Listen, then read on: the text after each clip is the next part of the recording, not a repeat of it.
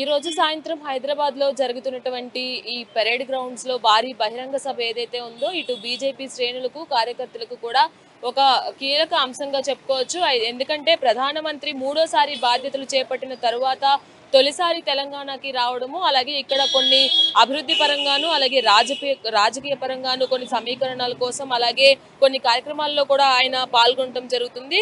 మధ్యాహ్నం మనం చూసుకున్నట్లయితే అంటే ఆయన బెంగళూరులో ఫ్లైట్ లో బయలుదేరిన తర్వాత బేగంపేటలో ఆయన డిపార్చర్ అయిన తర్వాత ఇక్కడ మధ్యాహ్నం 9,377 కోట్ల రూపాయల విలువైనటువంటి వివిధ అభివృద్ధి అలాగే ప్రాజెక్టుల శంకుస్థాపనలు అలాగే కొన్ని ప్రారంభోత్సవాలు కూడా జాతికి అంకితం చేసే కార్యక్రమాల్లో పాల్గొనడం జరుగుతుంది. అయితే మధ్యాహ్నం ఈ ప్రారంభోత్సవాలు ఫినిష్ చేసుకున్న తర్వాత సాయంత్రం సభా ప్రాంగణానికి మోదీ చేరుకోనున్నారు. సభా ప్రాంగణానికి చేరుకోనున్న తర్వాత ముఖ్యంగా ప్రజలను ఉద్దేశించి అలాగే రాష్ట్రంలో బీజేపీ పార్టీ బలోపేతం గురించి కూడా మోదీ ప్రసంగించనున్నట్లుగా తెలుస్తుంది. అయితే ప్రధాని పర్యటన ఇప్పుడు అటు రాజకీయ పరంగాను ఇటు అభివృద్ధి పరంగాను ప్రాధాన్యత సంతరించుకుందని చెప్పుకోవాలి. జరిగినటువంటి ఈ 4 రాష్ట్రాలు అలాగే ఒక కేంద్ర పాలిత ప్రాంతమైనటువంటి ఈ 5 అసెంబ్లీ ఎన్నికల్లో బీజేపీ అనేది మెజార్టీ స్థానాలు సంపాదించుకోవడం, అలాగే గతంలో పోల్చుకున్నట్లయితే ఈసారి ఎన్నికల్లో బీజేపీ మెజారిటీ అనేది కాస్త ఎక్కువగా కనిపించడము, అలాగే ముఖ్యంగా వెస్ట్ బెంగాల్లో బీజేపీ హవా అనేది చూపడం అనేది ఇప్పుడు కార్యకర్తలకు కూడా ఉత్సాహం కలిగించే విషయం అని చెప్పుకోవచ్చు. అయితే దీంతో పాటుగా ఇటు మధ్యాహ్నం కొన్ని అభివృద్ధి పనులతో పాటు సాయంత్రం ఇటు బహిరంగ సభతో పాటు ఈ మధ్యలో ఏదైతే టైం ఉందో ఈ మధ్యలో ఆయన అటు ఏపీ సీఎం అయినటువంటి చంద్రబాబుని అలాగే డిప్యూటీ సీఎం అయినటువంటి పవన్ కళ్యాణ్ని ఈరోజు ఆయన కలుగునట్లుగా తెలుస్తుంది.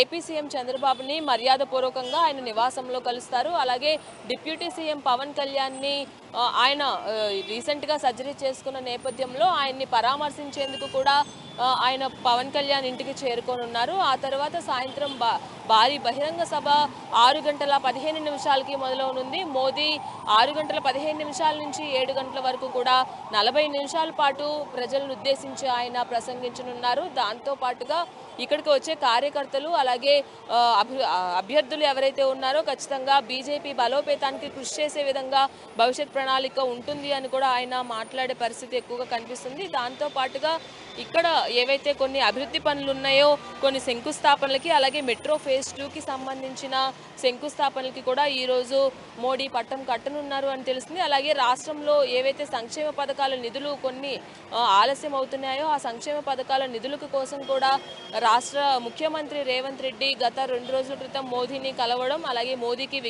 వినతి పత్రాలు ఆయన సమర్పించడం, అలాగే ఈ సంక్షేమ పథకాలకి అలాగే రాష్ట్ర అభివృద్ధి పనులకి మెయిన్ ఎజెండాగా కూడా ఆయన ముందుకు తీసుకువెళ్లే మార్గంలో మోదీని కలవడం జరిగింది. ఈ విషయంలోనే మోదీని కలవడం అలాగే మోదీ కూడా కొన్ని అభివృద్ధి పనులకి శంకుస్థాపన కోసం ఒప్పుకోవడం కూడా జరిగింది. ఇది ఈరోజు మోదీ పర్యటన షెడ్యూల్ అనమాట. అయితే ఇక్కడికి సభా ప్రాంగణానికి ఇప్పుడిప్పుడే కార్యకర్తలు ప్రజలు అలాగే సామాన్య ప్రజలు అలాగే డెలిగేట్స్ కూడా వచ్చే అవకాశం ఉంది. సో వాళ్ళందరూ కూడా ఇక్కడికి చేరుకొని ఉన్నారు. వారు చేరుకోవడమే కాకుండా ఇక్కడికి వచ్చిన తర్వాత కొన్ని సాంస్కృతిక కార్యక్రమాలు కూడా ఉన్నాయి. వీటన్నిటికీ సంబంధించి ఏర్పాట్లు అయితే పూర్తి స్థాయిలో జరుగుతున్నాయనే చెప్పాలి. అయితే ఇక్కడికి వచ్చే ప్రతి ఒక్కరూ కూడా ఖచ్చితంగా పాసులు లేనిదే ఎంట్రీ ఇవ్వట్లేదు. కాబట్టి ప్రధానమంత్రి ఇక్కడికి వస్తున్నారు కాబట్టి ఇక్కడ 2 వే ఉంది పరేడ్ గ్రౌండ్స్ దగ్గర. ఈ 2 వే దగ్గర కూడా కంప్లీట్గా 1 o'clock నుంచి ఒక 1 వే అనేది బ్లాక్ చేయడం జరుగుతుంది. ఈ 1 వే బ్లాక్ చేయడంతో పాటుగా ఇక్కడికి కొన్ని ట్రాఫిక్ ఆంక్షలు కూడా ఇక్కడ కొన్ని పోలీసులు తీసుకుంటున్నారనే చెప్పుకోవాలి. అలాగే వెహికల్ పార్కింగ్కి కూడా ఎటువైపు నుంచి వచ్చే వెహికల్స్ని వాటికి సంబంధించినంత వరకు కూడా 3 పార్కింగ్ ఏరియాస్ కూడా ఇక్కడ పెట్టడం జరిగింది. ఆ పార్కింగ్ ఏరియాస్తో పాటు ఇక్కడికి వచ్చే ప్రజలకి కూడా ఎటువంటి ఇబ్బంది లేకుండా లోపల మొబైల్ టాయిలెట్స్ కావచ్చు అలాగే ఈ బ్యారికేడ్స్ కావచ్చు ఈ ఎండ తీవ్రతని దృష్టిలో ఉంచుకొని మధ్యాహ్నం 1 గంట నుంచి ప్రజలు సభా ప్రాంగణానికి చేరుకునే అవకాశం ఉంది. కాబట్టి వాళ్ళకి ఎలాంటి ఇబ్బంది లేకుండా కూడా ఏర్పాట్లు అనేది పోలీస్ అధికారులు ఇక్కడ దగ్గరుండి చూసుకుంటున్న పరిస్థితి ఉంది. అయితే ఇక్కడ మనం చెప్పుకున్నట్లుగా సాంస్కృతిక కార్యక్రమాలు కూడా మోదీకి ప్రత్యేకించి ఆయన్ని ఉద్దేశించి ఈ కార్యక్రమాలని నిర్వహించే పరిస్థితి కూడా కనిపిస్తుంది. మరి ఆ కార్యక్రమాలను నిర్వహించడానికి కొంతమంది ఇక్కడ ఆల్రెడీ ప్రిపేర్డ్గా ఉన్నారు. వాళ్ళతో మాట్లాడదాం. సార్ చెప్పండి, ఎక్కడి నుంచి వచ్చారు, ఎటువంటి కార్యక్రమాలు చేయబోతున్నారు? భారతీయ జనతా పార్టీ జన చైతన్య కళామండలి ఆధ్వర్యం లోపట సంస్కృత విభాగం కరీంనగర్ నాగపురి రాజమౌళి గౌడ్ ఆధ్వర్యంలో వరంగల్ నుండి కొల్లూరు యోగానంద్, బొమ్మెర రాజు, మురళీ మనోహర్, రమేష్, మాధవరెడ్డి తదితర కళాకారులందరూ కూడా ఈరోజు జనచైతన్య గీతాలు ఆలపించడం జరుగుతుంది. సార్, ఎలాంటి కార్యక్రమాలు అంటే మోదీ గారిని ఉద్దేశించి మెయిన్గా ఎలాంటి కార్యక్రమాలు ఇక్కడ ప్రదర్శించారు? ఈరోజు భారతదేశంలో మొన్న జరిగినటువంటి ఎన్నికల్లో విజయదుందుబి మోగించి ప్రప్రథమంగా నరేంద్ర మోడీ గారు తెలంగాణకు వస్తున్నారు కాబట్టి తెలంగాణలో కూడా భారతీయ జనతా పార్టీ జెండా ఎగరేయాలని, ఎత్తిన జెండా దించకన్నా కమలమున్న జెండా మనదిరన్న ఈ చైతన్యపరిచే గీతాలు తెలంగాణలో భారతీయ జనతా పార్టీ కాషాయ జెండా ఎగరేయాలని, డబుల్ ఇంజన్ సర్కార్ ఏర్పాటు చేయడానికి మరి అందరూ కూడా కృషి చేస్తున్నారు. తప్పనిసరిగా తెలంగాణ జిల్లాలో కాషాయ జెండా ఎగురుతాయని మరొకసారి మేము రుజువు చేస్తాం, మనవి చేస్తున్నాం. ఒక పాట పాడతారు? భారతీయ జనతా పార్టీ పిలిచింది, భయం లేదు జయం మనదిరా రండి,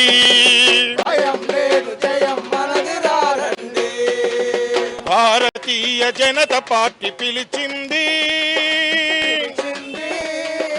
భయం లేదు జయం మనదిరా రండి,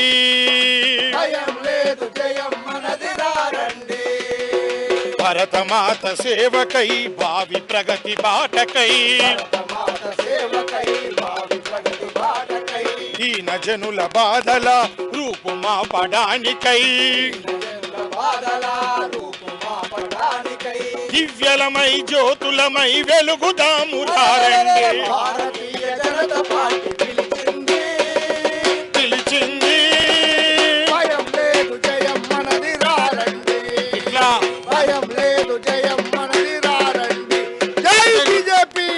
ఎత్తిన జెండా దించకన్నో కమలమున్న జెండ మనదిరన్నా, ఎత్తిన జెండా దించకన్నో కమలమున్న జెండ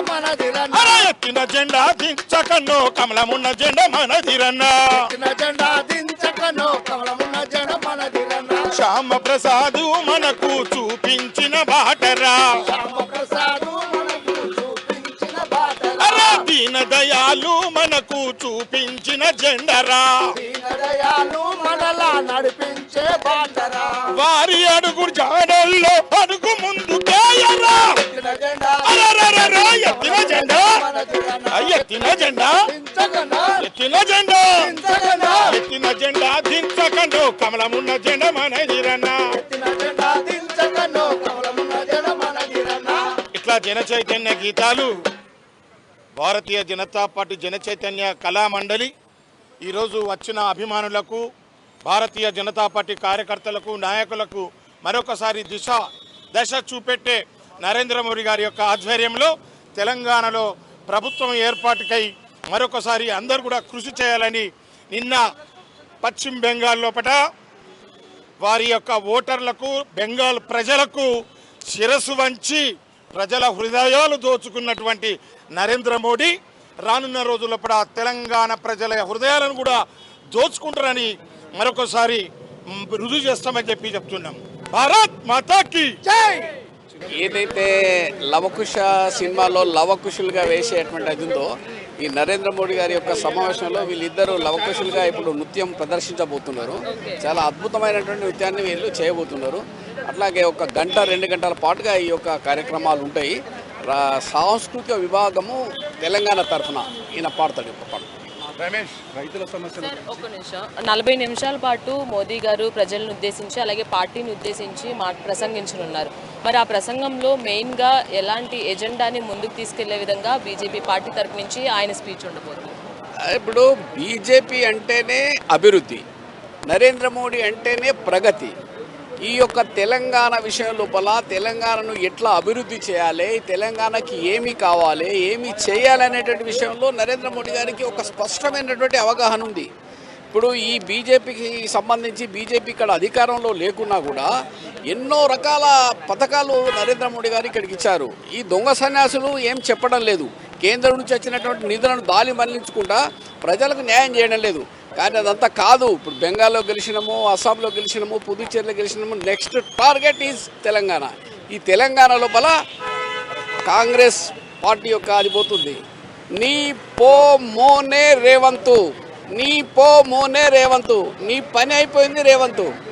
నీ పో మోనే విజయ్ అని నువ్వు ఏదైతే కేరళ అన్నావో అదే నీ పో మోనే రేవంతు, నీ పని అయిపోయింది రేవంతు. తెలంగాణలో బీజేపీ సర్కార్ డెఫినెట్గా వస్తుంది. మరి 2 రోజుల క్రితమే మోదీ గారు హైదరాబాద్కి రానున్నారని తెలిసి 2 రోజుల క్రితం రేవంత్ రెడ్డి భేటీ కూడా అవ్వడం జరిగింది. ఎటువంటి అంశాలని ఆయన లేవనెత్తారు, అలాగే మోదీ ప్రభుత్వం ఏ విధంగా తెలంగాణ ప్రజలకి అండగా ఉంది? ఇప్పుడు రాజ్యాంగ పరంగా ఉన్నటువంటి పదవులు ప్రధానమంత్రి కానీ ముఖ్యమంత్రి కానీ, ప్రధానమంత్రిని ముఖ్యమంత్రి కలవాల్సిందే. ఎవరి పార్టీ యొక్క ఎజెండాలు వాళ్ళకు ఉంటాయి. అభివృద్ధి విషయం లోపల అందరూ కలిసి పనిచేయాల్సిందే. కాంగ్రెస్ పార్టీ అయినా కూడా భారతీయ జనతా పార్టీ ప్రభుత్వం ఉన్నా కూడా ప్రజల కోసము మోదీ తప్పక ఈ యొక్క తెలంగాణకు న్యాయం చేస్తాడు, అది చేస్తాడు. ఏవి అడిగినా కూడా ఆయన న్యాయమైన అయితే ఇచ్చేటువంటి అవకాశం ఉంటుంది. కానీ కాంగ్రెస్ పార్టీ అట్లా ఉండదు. కేంద్రం నుంచి నిధి తీసుకురావడము, దానికి పక్క మళ్లించడం, వాళ్ళ యొక్క కార్యక్రమాలు చేయడం సరి అయినటువంటి విధంగా కింది దాకా పోవడం లేదు. గ్రామ పంచాయతీలు ఉన్నాయి, గ్రామ పంచాయతీల నిధులను సక్రమంగా వినియోగించలేరు, కరెంటు బిల్లులే కడతలేరు. మీరు అట్లా చేయకపోతే, ఎన్నికలు పెట్టకపోతే నేను నిధులు పంపాలని నరేంద్ర మోడీ అంటే మొన్న సర్పంచ్ ఎన్నికలు పెట్టాడు. ఆ 15th, 17th, 16th finance committee నిధులు వచ్చినాయి. కాబట్టి కాంగ్రెస్ పార్టీ అంటే అవినీతి, కాంగ్రెస్ పార్టీ అంటే బంధుప్రీతి, కాంగ్రెస్ పార్టీ అంటే లంచగొండి ప్రభుత్వం. 30% కమిషన్, 30% కమిషన్ తీసుకుంటేనే ఈ యొక్క ప్రభుత్వంలో ఏదైనా పని జరుగుతూ ఉన్నది. కాంట్రాక్టులు అందరూ ఏడుస్తున్నారు. వైద్యశాలలకు బిల్లులు ఇస్తలేడు, ఆరోగ్య బిల్లులు. కాబట్టి ఆ పార్టీ ఉండదు, ఆ నాయకత్వం ఉండదు. ఈ మెట్రో ఫేజ్ 2 కూడా శంకుస్థాపన జరగనుంది అని తెలుస్తుంది. మరి మెట్రో కదండి, వరంగల్లో ఎయిర్పోర్ట్ వస్తున్నది, ఆడ ఇప్పుడు రేపు కాజీపేటలో కోచ్ ఫ్యాక్టరీ వస్తున్నది. ఇంకా రకరకాల పనులు చాలా ఉన్నాయి, చాలా చేస్తారు. టెక్స్టైల్ పార్క్ వచ్చింది, వస్తుంది. బస్ సో చూసుకున్నది తెలంగాణ రాక ఒక ఎత్తు అయితే, తెలంగాణ ప్రభుత్వం చేస్తున్నటువంటి కొన్ని అవినీతి పనుల్ని ఎండగట్టే ప్రయత్నంలో కార్యకర్తలు కూడా ఉన్నారు. అలాగే ఇక్కడ సాంస్కృతిక కార్యక్రమాలు ఏవైతే జరగనున్నాయో కంప్లీట్గా బీజేపీ ప్రభుత్వం ఏ విధంగా ప్రజల్లో ఉంది, ప్రజలు బీజేపీ ప్రభుత్వాన్ని ఏ విధంగా ఆదరిస్తున్నారనే కోణంలో ఈ కార్యక్రమాలన్నీ కూడా జరగనున్నట్లుగా కూడా తెలుస్తుంది. అయితే మనతో పాటు మరికొంతమంది కళాకారులు ఉన్నారు. సార్ చెప్పండి. మాధవరెడ్డి, నా పేరు మాధవరెడ్డి, వనపర్తి జిల్లా కల్చరల్ సెల్ కన్వీనర్ను. ఈరోజు రైతు పండించిన 6 కాలం కష్టపడి పండించిన పంట కల్లాలనే ఎండబెట్టుకొని గుడ్ల రాసులుగా పోసుకొని కాంటలు కాకుండా లారీలకు ఎత్తకుండా రైతులు చాలా ఇబ్బంది పడుతున్నారు. గత 60 ఏళ్ల నుంచి పరిపాలన చేసిన కాంగ్రెస్ పార్టీ ఏం చేయలేదు, 10 ఏళ్ళు పరిపాలన చేసినటువంటి టీఆర్ఎస్ పార్టీ ఏం చేయలేదు. కాబట్టి రైతులు మోసపోతూనే ఉన్నారు. అప్పటి నుంచి ఇప్పటి వరకు తెలంగాణ రైతులు మోసపోతూనే ఉన్నారు. కాబట్టి మోసం జరగనిది ఎన్నాడు నా తెలంగాణ రైతుకు, మోసం చెయ్యనిది ఎవ్వడు నా తెలంగాణ పల్లెకు. మోసం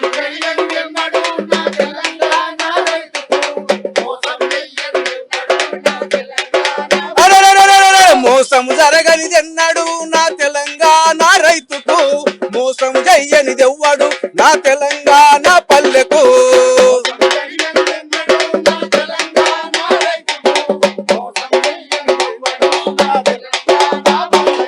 60 ఏళ్ల పరిపాలనలో కాంగ్రెస్ పార్టీ ఏమి చెయ్యలే, కాంగ్రెస్ పార్టీ ఏమి చెయ్యలే, కాంగ్రెస్ పార్టీ ఏమి చెయ్యలే. కేసీఆర్ పరిపాలనలో రైతుల బతుకు ఆగమాయరా, 60 ఏళ్ల పరిపాలనలో కాంగ్రెస్ పార్టీ ఏమి చెయ్యలే,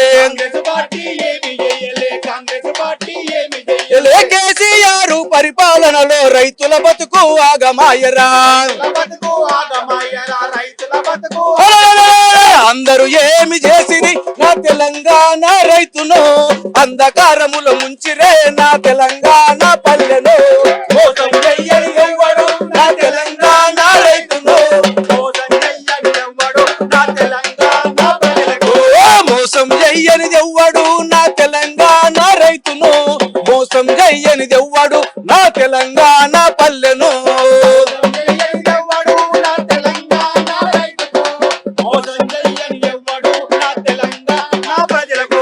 కాంగ్రెస్ వాళ్ళు ఏలిరి రైతును నిండా ముంచిరి, రైతును నిండా ముంచిరి, రైతును నిండా నరకయాతన చేసిరి అరెరెరెరెరె, స్వార్థ పాలకులు ఏలిరే నా తెలంగాణ రైతును, తప్పుల పాలు చేసిరే నా తెలంగాణ రైతును. మోసం చెయ్యని ఎవ్వడు మోసం చెయ్యని ఎవ్వడు నా తెలంగాణ రైతును. ఇప్పటికైనా ఈ యొక్క కాంగ్రెస్ ప్రభుత్వము రేవంత్ రెడ్డి కళ్ళు తెరిచి కళ్ళాల్లో ఉన్న ధాన్యాన్ని ఇమ్మీడియట్ గా తక్షణమే కాంటలు చేయించి లారీలతో ఎత్తించి రైతులను ఆదుకోవాలని Bharatiya Janata party cultural cell demand చేస్తుంది. సో చూసుకున్నట్లయితే ఇక్కడ రైతులు ముందుకు రైతులకు ఏదైతే ప్రభుత్వం ఫస్ట్ నుంచి కూడా ప్రభుత్వం తరపు నుంచి ఏ విధమైనటువంటి నిధులు రావట్లేదు, ఖచ్చితంగా రైతుని చిన్న చూపు చూస్తుంది వచ్చిన ప్రతి గవర్నమెంట్ కూడా అని ఇక్కడ కళాకారులు చెప్తున్నారు. ఖచ్చితంగా బీజేపీ ప్రభుత్వం కనుక తెలంగాణలో బలోపేతం అయ్యి ఖచ్చితంగా ప్రభుత్వం ఏర్పాటు చేస్తే రైతులకి పెద్దపీట వేస్తుంది అని కూడా కళాకారులు చెప్తున్న పరిస్థితి అయితే ఉంది. అయితే ఇక్కడికి వచ్చే ప్రతి ఒక్కరిని కూడా హెవీ సెక్యూరిటీ అంటే ఇక్కడ మనం చూసుకున్నట్లయితే ఇటు మీడియా పాయింట్ అండ్ అలాగే డెలిగేట్స్ పాయింట్ కూడా ఇదే ఉంది. వచ్చే రాజకీయ ప్రతినిధులు కార్యకర్తలు అందరినీ కూడా ఈ గేట్ నుంచే లోపలికి పంపించనున్నారు. కాబట్టి పటిష్టమైన భద్రతా ఏర్పాట్ల నడుమ ఇక్కడ చెకింగ్ కూడా జరుగుతుందని చెప్పుకోవాలి.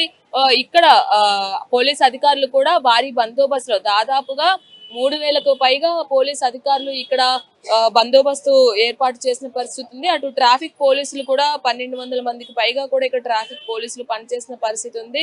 సో ట్రాఫిక్ ఆంక్షలతో పాటుగా ఇక్కడికి వచ్చే ప్రజలకు కూడా ఎటువంటి ఇబ్బందులు లేకుండా లోపల ఏర్పాట్లు కూడా చేయడం జరిగింది. అయితే 1 గంట నుంచి కూడా ఈ ప్రాంతం అంతా కూడా పూర్తిగా పోలీసుల చేతుల్లోనే ఉంటుంది. ఎందుకంటే దాదాపుగా 3 రోజుల నుంచి ఈ సభా ప్రాంగణాన్ని వాళ్ళు ఏర్పాటు చేయడం, అలాగే ఇక్కడ వచ్చే అధికారులకి అలాగే ఇటు కేంద్ర మంత్రులు కూడా ఇక్కడికి వచ్చే అవకాశం ఉంది. కాబట్టి ఎవరికి ఇబ్బంది కలగకుండా కూడా ఇక్కడ బందోబస్తు ఏర్పాట్లు అయితే జరుగుతున్నాయని చెప్పుకోవాలి. అయితే దాంతో పాటుగా ఇక్కడ మోడీ 40 నిమిషాల పాటు ప్రసంగించనున్నారు. 6 గంటల 15 నిమిషాల నుంచి 7 గంటల వరకు కూడా మోడీ ప్రసంగిస్తారు.